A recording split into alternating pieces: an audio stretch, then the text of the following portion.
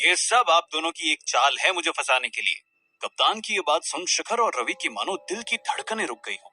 Plan fail होने के गम में दोनों के चेहरे पर मायूसी छाने ही वाली थी कि कप्तान अपनी बात जारी रखते हुए बोला, तब से मुझे यही लग रहा था, मगर ये रिंग देखने के बाद मुझे यकीन हो गया है कि वो दोनों मुझे धोखा दे रही है। ये सुन शिखर एक पल के लिए अपनी आंखें बंद कर चैन की सांस लेता है। कप्तान अपना सर नीचे झुकाए रोए जा रहा था। शिखर चेहरे पर गंभीरता और आवाज में भारीपन लाते हुए बोला, साफ साफ बताओ क्या बात है।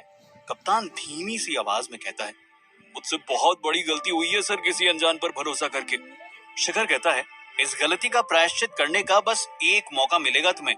कप्तान सर हिलाते हुए बोला, आप जो बोलोगे मैं वो करने को तैयार हूँ। शिखर रवि की ओर मुड़ उसे कहता है, जाओ और उन दोनों को बुलाकर ले आओ। दोनों मॉडल्स होश में आ गई थी। दोनों को अब तक समझ नहीं आ रहा था कि अचानक उनकी आंख कैसे लग गई। तभी कोई उनका दरवाजा खटखटाता है। रवि कमरे के अंदर आकर कहता है, शिखर तुम दोनों से सबके सामने माफी मांगना चाह रहा है।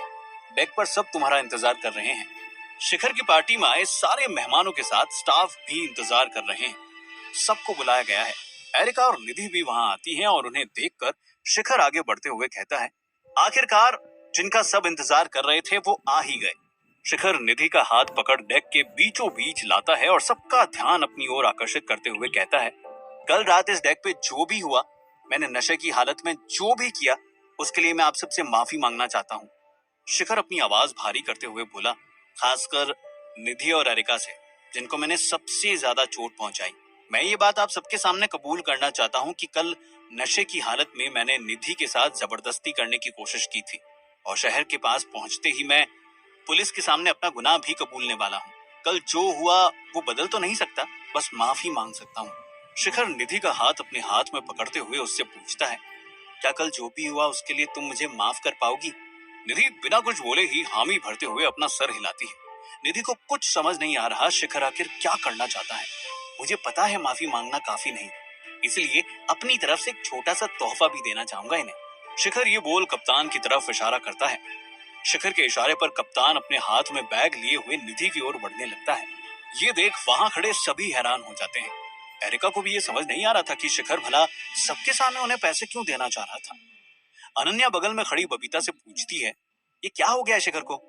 भला इस बात के लिए वो तोहफा क्यों दे रहा है इन्हें?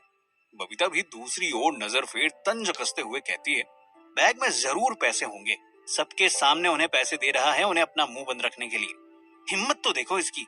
शिखर भी ये सोचकर मुस्कुरा रहा होता है कि अब बस मुझे खड़े होकर आगे का खेल देखना है। एरिका कप्तान से वो बैग उससे लेने आगे जाती है कि कप्तान उसे अपना हाथ दिखा रोकते हुए कहता है, ये निधि जी के हाथों में देने को बोला गया है मुझे। और एरिका के बगल से निकलते हुए निधि की ओर बढ़ जाता है। कप्तान निधि के सामने खड़ा होकर उसे बैग देता है। निधि बैग को अपने हाथ में लेते ही चौंक जाती है। तुरंत सबको दिखाते हुए बैग खोलती है और बैग अंदर से खाली होता है। ये देख एरिका शिखर की ओर मुड़ते हुए उससे पूछती है, क्या मतलब है इसका? शिखर पलटकर कोई जवाब नहीं देता। कप्तान कहता है, मैंने तुम दोनों का सारा प्लान इन्हें बता दिया है, कैसे तुम दोनों मिलकर इन्हें झूठे इल्जाम में फंसाकर पैसे ऐंठना चाहती थी। ये सुन निधि और एरिका हिल जाती है। उन दोनों को ऐसा लग रहा था मानो उनका सबसे बुरा सपना सच हो गया है। दोनों को ही पता है कि इसका मतलब क्या है, सीधे जेल और उनका करियर खत्म। शिखर की हंसी उसके चेहरे पर अब साफ झलकने लगी थी। निधि कप्तान की आंखों में आंखें डाल पूछती है, आखिर क्यों दिया ये धोखा तुमने मुझे? कप्तान पलटकर चिल्लाते हुए कहता है, धोखा तुमने मुझे दिया है। बेवकूफ था मैं जो तुम्हारे इस झूठे प्यार के जाल में फंसकर ये गलत कदम उठाने जा रहा था। तुमने तो बस एक पल में ही अपना रंग बदलते हुए मेरी दी हुई अंगूठी किसी और को देकर उससे शादी की बातें करने लगी। मेरी दी हुई अंगूठी से ही किसी और को अपने प्यार के जाल में फंसाने चली थी तुम। कितनी बेशर्म हो तुम। कप्तान की बात बीच में ही काटते हुए निधि बोली, मैंने तुम्हारी रिंग किसी को नहीं दी। भरोसा करो मेरा, मैं कोई दिखावा नहीं कर रही। मैं सच में तुमसे प्यार करती हूँ। ये सुन कप्तान भी चुप हो जाता है और शिखर की ओर देखता है। शिखर के चेहरे पर हंसी देख कप्तान को सारी बात समझ आ जाती है। शिखर कुछ बोलने ही वाला होता है कि निधि उसे काटते हुए कप्तान का हाथ अपने हाथ में ले बोलती है, मेरा प्यार सच्चा है। मुझे फर्क नहीं पड़ता कि कोई मुझे जेल भेज दे, मगर मैं ऐसे तुम्हें नाराज नहीं देख सकती। शिखर भी ये सुन हैरान हो जाता है। आसपास खड़े सबकी नजर कप्तान पर जाती है, जिसकी आंखों से खुशी के आंसू बहने शुरू हो गए थे। कप्तान निधि का हाथ अपने हाथों में लेते हुए खुशी खुशी कहता है, मैं भी तुमसे सच्चा प्यार करता हूँ, और उसे कसकर गले लगा लेता है। शिखर समेत वहां जो भी खड़े थे सब इन दोनों का ये रूप देखकर अचरज में पड़ जाते हैं। निधि शिखर की ओर मुड़ते अपना हाथ जोड़कर कहती है, हमने आपके साथ जो भी करने की कोशिश की वो गलत था, अगर इसमें कप्तान का कोई दोष नहीं है। मैंने उन्हें ये करने पर मजबूर किया था, आप इनके ऊपर कोई केस फाइल मत करना। कप्तान भी शिखर से कहता है, झूठ बोल रही है ये, मुझे सारा प्लान पता था, फिर भी मैंने इनका साथ देने का फैसला किया। इन्हें जो सजा मिलेगी वो मुझे भी मिलनी चाहिए। शिखर के दिमाग में एक बात चल रही थी तो दूसरी ओर दिल में दूसरी बात आ रही थी। शिखर फैसला लेते हुए कहता है, मैं कोई कंप्लेंट नहीं कर रहा तुम दोनों के नाम पर। वहां खड़ा रवि आगे आते हुए कहता है, मगर क्यों? शिखर रवि के कंधे पर हाथ रख उसे समझाता है, इन दोनों को अपनी सजा मिल चुकी है, मुझे कुछ नहीं मिलने वाला इन्हें जेल भेजकर, और वैसे भी जो आज हुआ उसके बाद मुझे नहीं लगता कि ये लोग दोबारा ऐसा कुछ करेंगे। शिखर की इस बात को सुन वहां खड़े सभी के मन में शिखर के लिए खोई हुई इज्जत वापस आ जाती है। निधि शिखर की ओर बढ़ते हुए कहती है, आप सही कह रहे हो, आज के बाद हम दोनों में से कोई भी कभी ऐसा कुछ करने का सोचेगा भी नहीं। हम दोनों को बस अपनी बाकी की जिंदगी एक दूसरे के साथ गुजारनी है। कप्तान भी आगे बढ़ते हुए बड़े प्यार से निधि का हाथ पकड़ता है और उसकी इस बात पर हामी भरता है। शिखर बगल में खड़ी एरिका की ओर देखते हुए कहता है, मगर इस चक्कर की वजह से एरिका कैसे बच पाएगी? उसको तो अपने किए की सजा मिलनी ही चाहिए। एरिका भी शिखर की ये बात सुन उसके सामने झुक बोलती है, मुझे भी अपनी सीख मिल चुकी है, आज के बाद मैं कभी ऐसा कुछ करने की सोचूंगी भी नहीं। शिखर एरिका को उठाते हुए कहता है, तुम्हारी बातों पर मुझे बिल्कुल भी भरोसा नहीं, मगर मैं सिर्फ तुम्हारे खिलाफ भी कंप्लेंट फाइल नहीं कर सकता, इसलिए तुम बच गई इस बार, अगली बार ऐसा नहीं होगा। एरिका भी सिर हिलाते हुए माफी मांगने लगती है। निधि भी शिखर के पास आकर उसे गले लगा शुक्रिया अदा करती है। अगर आपकी जगह कोई और होता तो ऐसा कभी नहीं करता, आपका दिल सच में बहुत बड़ा है। शिप के पास एरिका और निधि का पिकअप बोट पहुंच चुका था। दोनों उसमें बैठने ही वाले थे कि कप्तान निधि का हाथ छोड़ते हुए कहता है, जल्दी मिलेंगे, यहाँ से निकलते ही सीधा तुम्हारे पास ही आ रहा हूँ। शिखर भी वहीं खड़ा था। पिकअप बोट में आया स्टाफ शिखर से पूछता है, आप लोग और कितने देर समंदर में रुकने का सोच रहे हो?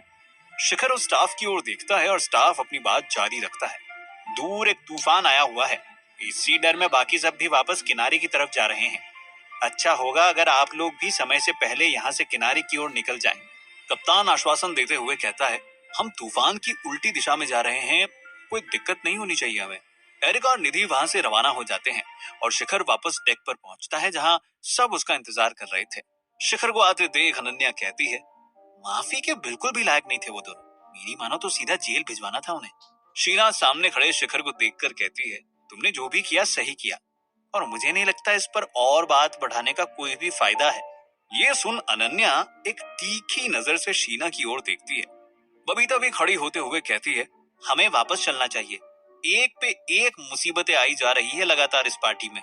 शिखर अपनी बाहें फैलाते हुए कहता है, हम पार्टी करने आए थे, पार्टी करके ही जाएंगे, जितनी भी मुश्किलें थी सब टल चुकी हैं, आज रात पार्टी करेंगे और फिर कल वापसी। तभी रवि भी वहां आता है और बोलता है, हाँ मुझे भी यही लगता है, खासकर अभी जो हुआ उसके बाद टेंशन फ्री होने के लिए एक पार्टी तो बनती है। रवि की नजर वहीं खड़ी बबीता पर पड़ती है जो उसकी ओर ही देख रही थी। रवि मन ही मन सोचता है, सही मौका है ये माफी मांगने का, बबीता अब तक शांत हो चुकी होगी। रवि बबीता की ओर बढ़ ही रहा होता है कि बबीता नजरें फेरते हुए शिखर को देखती है। शिखर समझ जाता है कि बबीता क्या कहना चाहती है और शिखर रवि को रास्ते में रोकते हुए ही कहता है, मुझे तुझसे कुछ जरूरी बात करनी है, और रवि को वहां से ले जाता है। शिखर अपने कमरे में रवि को बबीता की शर्त बताता है, जिसे सुन रवि शांत सा पड़ गया था। शिखर रवि के किसी प्रतिक्रिया का इंतजार कर रहा था। उसे यही लग रहा था कि ये बात सुन जरूर रवि के मन को ठेस पहुंची होगी, और रवि के कंधे पर हाथ रख शिखर कुछ बोलने ही वाला होता है कि रवि बोल पड़ता है, उसने जो भी कहा सही कहा है, मैंने जो किया था उसके बाद मुझे इससे भी बड़ी कोई सजा मिलनी चाहिए थी, बबीता से मिली हर सजा मंजूर होती मुझे, ये तो अच्छी बात है, अब मेरे पास मौका है अपने आप को साबित करने का। अब जिस दिन बबीता मुझे अपने आस पास आने से नहीं रोकेगी, मैं समझ जाऊंगा कि उसने मुझे माफ कर दिया है। रवि के चेहरे पर एक हंसी थी, मानो उसे पता था कि बबीता उसे आज नहीं तो कल जरूर माफ करेगी। ये देख शिखर भी हंसते हुए बोला, मुझे पूरा यकीन है जल्दी वो तुझे माफ कर देगी। रात हो चली थी। सब डेक पर डिनर खत्म कर बैठे हुए थे।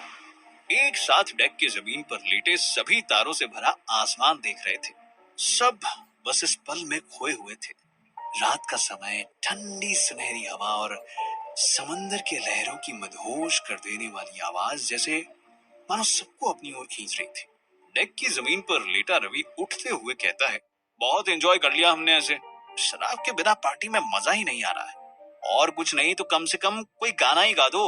शिखर और बाकी सब एक दूसरे की ओर देखने लगते हैं। शिखर भी उठ बैठता है और कहता है, मुझे तो गाना नहीं आता वरना अब तक शुरू हो गया होता। अनन्या एक समय पर अपने स्कूल की बेस्ट सिंगर रह चुकी है।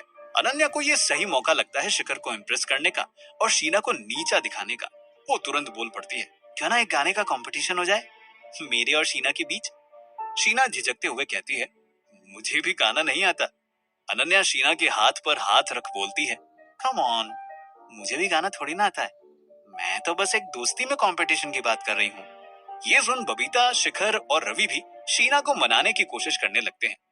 आखिर शीना भी सबको मना नहीं कर पाती और अनन्या तुरंत माइक लाते हुए शीना के हाथ में थमा देती है। अनन्या मन ही मन हंसते हुए शीना की ओर देखने लगती है। आखिर सबके सामने मजाक जो उड़ने वाला था शीना का। शीना माइक को अपने होठों के पास लाती है और अपनी आंखें बंद कर एक धुन के साथ गाना शुरू करती है। शीना का गला सुरीला था और गाते हुए एक अनोखी सुरीली आवाज आ रही थी। सुनते ही पल भर में मानो शिखर और बाकी सब खो गए। बेफिक्र होकर अपनी सारी चिंता भुला बस शीना की आवाज में मदहोश हुए जा रहे थे। अनन्या भी शीना के गाने में इतना खो गई थी कि अपने सारे प्लान भुला दिए मानो एक पल के लिए। शीना की गाना खत्म करने के बाद भी कुछ देर बाद सबको होश आए।